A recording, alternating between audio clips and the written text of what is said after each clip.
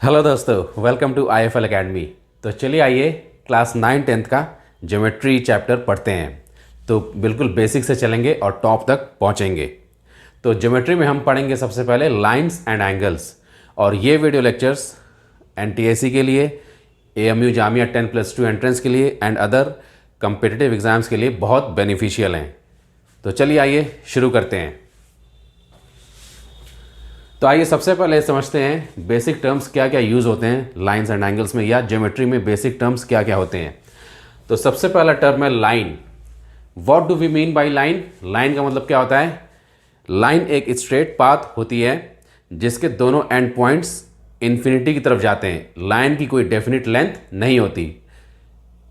तो हम डेफिनेशन लिख सकते हैं लाइन की। A line is a straight path extending infinitely in both the directions. It has no definite length. तो जैसे देखिए डायग्राम देखिए, ये एक आपकी लाइन है, इसका ये एंड पॉइंट A इन्फिनिटी की तरफ जा रहा है, इसका दूसरा एंड पॉइंट B इन्फिनिटी की तरफ जा रहा है, और इस लाइन की कोई डेफिनेट लेंथ नहीं है। मीन्स हम लाइन की लेंथ को मेज़र नहीं कर सकते हैं क्योंकि वो इन्फिनिटी की तरफ जाती है दोनों साइड। और लाइन AB को डिनोट कैसे करते हैं? AB लिख के ऊपर इस तरह दोनों साइड एरो बना देते हैं। तो ये है आपकी लाइन AB। अब आइए सेकेंड टर्म। सेकेंड टर्म क्या है? Line segment. लाइन सेगमेंट क्या होता है?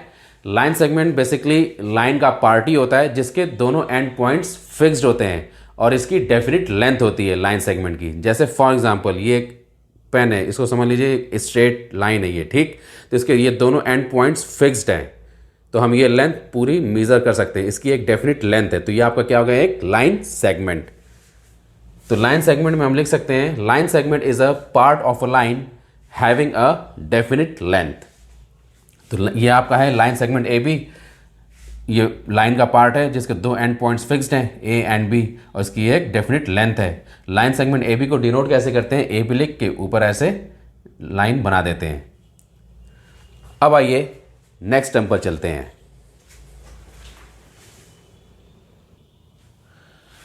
थर्ड टर्म है रे।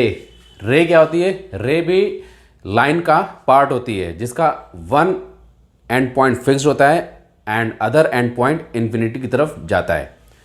तो रे को हम लिख सकते हैं रे is a part of a line that has one fixed and point and x tends infinitely in the other direction. तो देखिए ये आपकी रे AB है, एंड पॉइंट A फिक्स्ड है और एंड पॉइंट B इन्फिनिटी की तरफ जा रहा है। रे AB को हम डिनोट कैसे करते हैं? AB लिख के ऊपर एक एरो बना देते हैं। तो ये है आपका रे AB। इसके बाद आता है फोर्थ टर्म प्लेन। प्लेन का मतलब क्या होता है? प्लेन एक फ्लैट सरफेस होता है जिसकी लेंथ और ब्रेड्थ होती है और थिकनेस नहीं होती है, और प्लेन हर डायरेक्शन में इन्फिनिटी की तरफ मूव करता है, मतलब इन्फिनिटी की तरफ एक्सटेंड होता है। तो प्लेन में हम लिख सकते हैं plane is a flat surface which extends infinitely in all directions.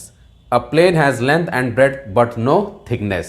तो ये आपका एक प्लेन है, प्लेन P हर डायरेक्शन में इन्फिनिटी की तरफ एक्सटेंड हो रहा है।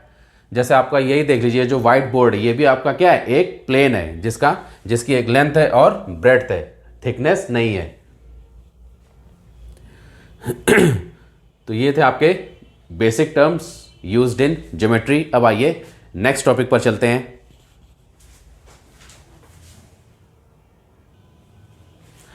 नेक्स्ट टर्म है कोलिनियर पॉइंट्स। कोलिनियर पॉइंट्स क्या होते हैं? वो 3 और मोर पॉइंट्स जो सेम स्ट्रेट लाइन पे लाई करते हैं आर कॉल्ड कोलिनियर पॉइंट्स। क्योंकि 2 पॉइंट्स तो हमेशा एक स्ट्रेट लाइन पे लाई करेंगे, क्योंकि कोई भी स्ट्रेट लाइन मिनिमम 2 पॉइंट से पास होती ही होती है। जैसे देखिए सपोज ये 2 पॉइंट्स हैं, तो इससे एक स्ट्रेट लाइन पास होगी, तो तीसरा पॉइंट इस पर लाई कर भी सकता है, नहीं भी। तो इसलिए 3 या 3 से ज़्यादा पॉइंट्स अगर सेम स्ट्रेट लाइन पे लाई कर रहे हैं तो उनको कहेंगे हम कोलिनियर पॉइंट्स। तो कोलिनियर पॉइंट्स में लिख सकते हैं 3 और more points which lie on the same line are called collinear points. जैसे एक स्ट्रेट लाइन है, इस पे point A, point B, point C तीनों लाई कर रहे हैं सेम स्ट्रेट लाइन पे, तो हम कह सकते हैं points A, B and C are collinear points. अब आइए नेक्स्ट टर्म पर चलते हैं।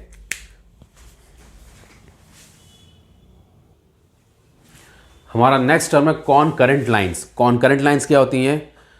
3 और मोर लाइंस को कॉनकरेंट लाइंस कब कहते हैं? जब वो सारी लाइंस सेम पॉइंट से पास होंगी तो उनको कहेंगे कॉनकरेंट लाइंस। तो हम कॉन्करेंट लाइंस में लिख सकते हैं 3 और more lines in a plane passing through the same point are called concurrent lines. जैसे यहाँ देखिए ये 3 लाइंस हैं प्लेन में, तो तीनों लाइंस सेम पॉइंट P से पास हो रही हैं, तो इसलिए हम कह सकते हैं all this 3 lines are, this first line, second line, third line, all this 3 lines are concurrent lines. अब आइए नेक्स्ट पॉइंट पर चलते हैं। हमारा नेक्स्ट पॉइंट है 2 lines in a plane either intersect each other at exactly 1 point और are parallel to each other. इसका मतलब क्या हुआ, किसी प्लेन में 2 लाइंस या तो आपस में इंटरसेक्ट करेंगी एक सिंगल पॉइंट पे या आपस में पैरेलल होंगी। आइए देखिए इसको कैसे। सपोज ये आपका व्हाइट बोर्ड एक प्लेन है, तो इसमें 2 लाइंस या तो एक दूसरे को इंटरसेक्ट करेंगी सिंगल पॉइंट P पे, या अगर इंटरसेक्ट नहीं करेंगी तो क्या होंगी, आपस में पैरेलल होंगी, क्योंकि पैरेलल लाइंस कभी आपस में इंटरसेक्ट नहीं करेंगी। ऐसे बना लीजिए। तो ये इंटरसेक्टिंग लाइंस हैं और ये पैरेलल लाइंस हैं। ठीक। और एक चीज और यहां ध्यान रखिए, 2 पैरेलल लाइंस के बीच की जो परपेंडिकुलर डिस्टेंस होती है वो हमेशा सेम होती है, कांस्टेंट होती है, फिक्स्ड होती है। जैसे मान लिया यहां पे हमने ली perpendicular distance in 2 parallel lines के बीच में d, ऐसे यहां ली तो ये भी d होगी, ऐसे यहां ली तो ये भी d होगी। मान लिया परपेंडिकुलर डिस्टेंस 2 पैरेलल लाइंस के बीच में 2 है, तो हर जगह 2 ही होगी। तो ये याद रखिएगा। अब आइए इसके बाद नेक्स्ट टॉपिक पर चलते हैं। नेक्स्ट टर्म है हमारा एंगल। एंगल क्या होता है, एंगल 2 रेज से फॉर्म होता है जिनका इनिशियल पॉइंट कॉमन होता है, उसको कहते हैं हम एंगल। तो जो 2 रेज होती हैं उनको कहते हैं आर्म्स ऑफ द एंगल, और जो कॉमन इनिशियल पॉइंट होता है रेज का उसको कहते हैं वर्टेक्स ऑफ द एंगल। तो एंगल की डेफिनेशन हम लिख सकते हैं, an angle is formed by 2 rays having common initial point. The 2 rays are called arms of an angle and common initial point is called vertex of an angle.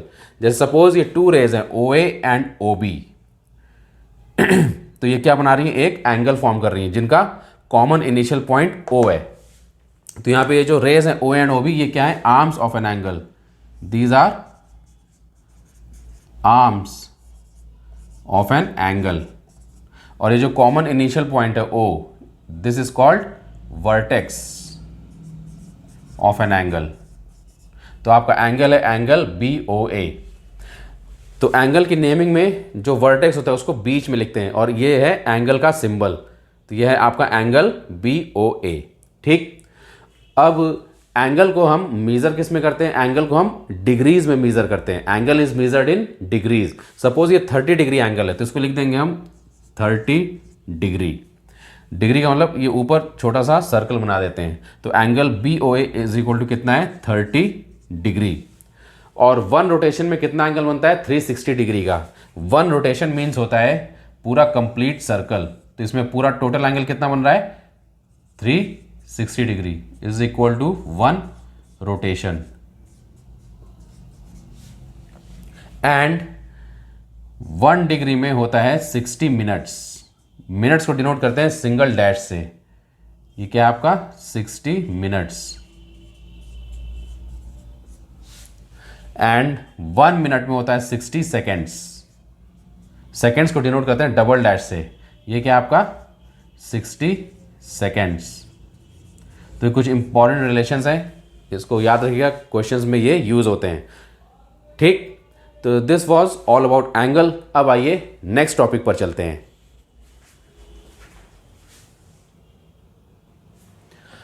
Next topic हमारा types of angles. आइए देखते हैं different types of angles क्या क्या होते हैं। तो सबसे पहला है एक्यूट एंगल। एक्यूट एंगल क्या होता है, वो एंगल जिसकी वैल्यू 0 डिग्री एंड 90 डिग्री के बीच में होती है, not equal to 0 degree and not equal to 90 degree, तो उसको कहते हैं हम एक्यूट एंगल। तो an angle between 0 degree and 90 degree is called acute angle. तो एक्यूट एंगल कुछ ऐसा होगा, ये 0 एंड 90 डिग्री के बीच का एंगल है। जैसे देखिए जब 2 रेज एक दूसरे पे कोइंसाइड कर जाएंगी तो 0 डिग्री एंगल होगा।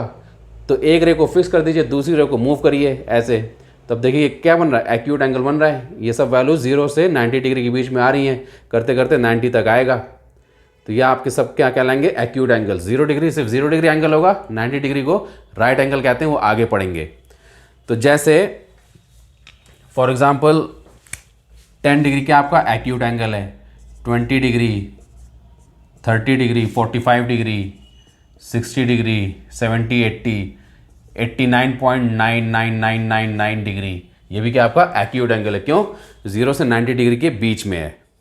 ऐसे ही 0.1 डिग्री, ये भी आपका एक्यूट एंगल है, 0 से 90 डिग्री के बीच में है। 0.0001 डिग्री, ये भी आपका एक्यूट एंगल है, 0 से 90 डिग्री के बीच में। तो ये होता है आपका एक्यूट एंगल। अब आइए नेक्स्ट एंगल पर चलते हैं।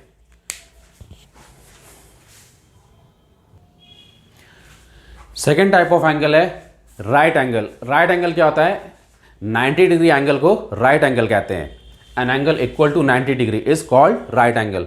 राइट एंगल होता कैसा, ऐसा होता है, दो रेज आपस में क्या होंगी, एक दूसरे के परपेंडिकुलर होंगी, तो उनके बीच में एंगल क्या बनेगा, 90 डिग्री एंगल। इसी को कहते हैं राइट एंगल। और राइट एंगल का सिंबल ये होता है, ये स्क्वायर, अगर किसी एंगल में इस तरह स्क्वायर बना हुआ है तो समझ लीजिए वो 90 डिग्री एंगल है। जैसे मान लिया सपोज ऐसे कोई एंगल दिया हुआ है और यहाँ पे ये स्क्वायर बना, तो समझ लीजिए ये 90 डिग्री राइट एंगल है। अब आइए नेक्स्ट एंगल पर चलते हैं। थर्ड टाइप ऑफ एंगल है ऑब्ट्यूस एंगल। ऑब्ट्यूस एंगल क्या होता है, वो एंगल जिसकी वैल्यू 90 डिग्री एंड 180 डिग्री के बीच में होती है, उसको कहते हैं ऑब्ट्यूस एंगल। तो an angle between 90 degree and 180 degree is called obtuse angle. तो ऑब्ट्यूस एंगल कुछ इस टाइप का होगा। देखिए ये आपका 90 डिग्री एंगल, तो 90 डिग्री से आगे जाना है, 90 डिग्री से बड़ा एंगल क्या होगा, इधर चला जाएगा, ये मुंह पर जाएगा, तो ये आपका हो जाएगा ऑब्ट्यूस एंगल। तो जैसे 90.0001 डिग्री, ये भी क्या आपका ऑब्ट्यूस एंगल, 90 से बड़ा है। ऐसे ही 120 डिग्री, 150 डिग्री, ये सब क्या है, ऑब्ट्यूस एंगल है। ऐसे ही 179 डिग्री भी ऑब्ट्यूस है, 179.999 डिग्री भी ऑब्ट्यूस है। क्यों, 90 से 180 डिग्री के बीच में वैल्यू लाई कर रही है, इसलिए ये ऑब्ट्यूस एंगल्स हैं। अब आइए नेक्स्ट टाइप ऑफ एंगल पे चलते हैं।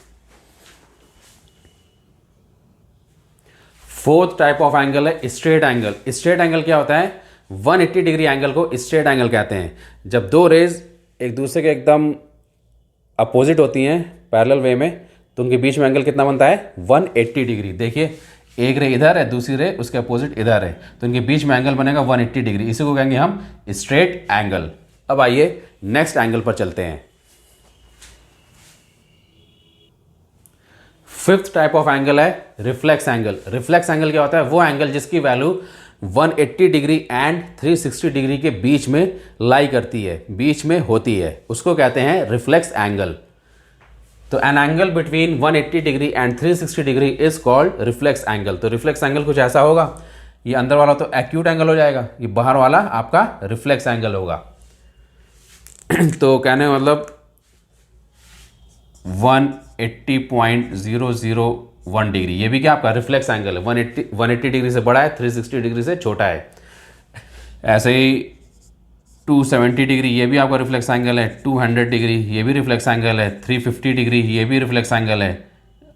359 डिग्री, ये भी रिफ्लेक्स एंगल है, 180 से 360 के बीच में लाई कर रहा है। ऐसे ही 359.999 डिग्री, ये भी आपका रिफ्लेक्स एंगल है, 180 से 360 डिग्री के बीच में लाई कर रहा है। तो ये सारे आपके रिफ्लेक्स एंगल्स हैं। आइए अब नेक्स्ट एंगल पर चलते हैं। सिक्स टाइप ऑफ एंगल है कंप्लीट एंगल। कंप्लीट एंगल क्या होता है, पूरा कंप्लीट सर्कल जो बनाता है, मींस 360 डिग्री एंगल को कंप्लीट एंगल कहते हैं। तो an angle equal to 360 degree is called complete angle. तो ये एक रे है, तो यहाँ पे ये पूरा कंप्लीट एंगल कितना बन रहा है, 360 डिग्री। ये था आपका कंप्लीट एंगल। अब आइए नेक्स्ट एंगल पर चलते हैं। नेक्स्ट एंगल है एडजेसेंट एंगल्स। एडजेसेंट एंगल्स क्या होते हैं, वो टू एंगल्स जिनमें एक आर्म कॉमन होगी और उनका वर्टेक्स भी कॉमन होगा, उनको कहेंगे एडजेसेंट एंगल्स। तो two angles having one common arm and common vertex are called adjacent angles. Diagram से देखिए, सपोज ये फिगर है,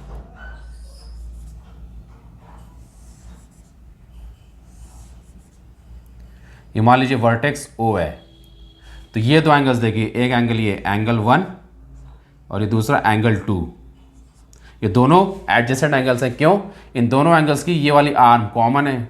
सपोज ये ए है, ये पॉइंट बी, ये पॉइंट सी, दोनों एंगल्स की आर्म ओ भी कॉमन है और दोनों एंगल्स एंगल 1 एंड एंगल 2 का वर्टेक्स भी कॉमन है। तो हम कह सकते हैं angle 1 and angle 2 are adjacent angles, adjacent angles, ये होता है एडजेसेंट एंगल्स। अब आइए नेक्स्ट एंगल पर चलते हैं। नेक्स्ट एंगल है linear pair angles. Linear pair angles क्या होते हैं? वो टू एंगल्स जो सेम स्ट्रेट लाइन पे होते हैं और उनका एक आर्म कॉमन होता है और उनका वर्टेक्स भी कॉमन होता है, उनको कहते हैं linear pair angles. Two angles on the same straight line having one common arm and common vertex are called linear pair angles. Pair में है तो दो होंगे एंगल्स, तो देख लीजिए कैसे होंगे। सपोज ये एक स्ट्रेट लाइन है, ये पॉइंट लिया हमने ओ, तो एक एंगल ये बन गया, दूसरा एंगल ये बन गया। तो यहाँ पे देखिए एंगल 1 एंड दिस एंगल 2 क्या दोनों लीनियर पेयर एंगल्स हैं। क्यों? कि देखिए दोनों एंगल्स का वर्टेक्स कॉमन है ओ और दोनों एंगल्स सेम स्ट्रेट लाइन पे हैं और दोनों एंगल्स का एक कॉमन आर्म है, ये इसको ले लिए कॉमन आर्म ओ ए। तो angle 1 and angle 2 are linear pair angles, linear pair angles. ठीक, अब देखिए ये पूरा एंगल जो बन रहा है, ये पूरा क्या है? स्ट्रेट एंगल है और straight angle is equal to 180 degree होता है। ये पूरा एंगल 180 डिग्री है, तो हम कह सकते हैं angle 1 plus angle 2 is equal to angle 1 plus angle 2 will be equal to 180 degree. तो कहने मतलब लीनियर पेयर एंगल्स का सम क्या होता है? 180 डिग्री होता है, इसको याद रखिएगा। अब आइए नेक्स्ट एंगल पर चलते हैं। नेक्स्ट एंगल है vertically opposite angles. Vertically opposite angles क्या होते हैं? जब टू लाइंस आपस में इंटरसेक्ट करती हैं तो आमने सामने के जो एंगल्स होते हैं उनको कहते हैं वर्टिकली अपोजिट एंगल्स, और वर्टिकली अपोजिट एंगल्स आपस में इक्वल होते हैं। आइए इसको डायग्राम से देखते हैं। सपोज ये टू लाइंस इंटरसेक्ट कर रही हैं,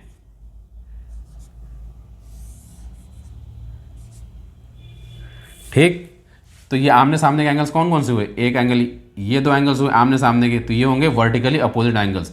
तो इसकी वैल्यू अगर ए है ए डिग्री, तो इस एंगल की भी वैल्यू ए डिग्री होगी। क्यों? वर्टिकली अपोजिट एंगल्स आपस में इक्वल होते हैं। ऐसे ये दो एंगल्स आमने सामने हैं तो ये भी वर्टिकली अपोजिट एंगल्स हुए, इसकी वैल्यू अगर बी डिग्री है तो इसकी भी बी डिग्री होगी। तो ये होता है आपका वर्टिकली अपोजिट एंगल्स। तो हमेशा ध्यान रखिएगा जब भी टू लाइंस इंटरसेक्ट हो रही होंगी तो फौरन चेक करिएगा वर्टिकली अपोजिट एंगल्स कौन कौन से हैं, तो उससे क्वेश्चन ईजिली सॉल्व हो जाएगा। सो आई होप ये जो कॉन्सेप्ट्स आपको मैंने समझाए ज्योमेट्री के, लाइंस एंड एंगल्स के, आपको बहुत अच्छे से क्लियर हुए होंगे। So enjoy my video lecture. इस वीडियो में इतना ही, बाकी नेक्स्ट वीडियो में। Thank you.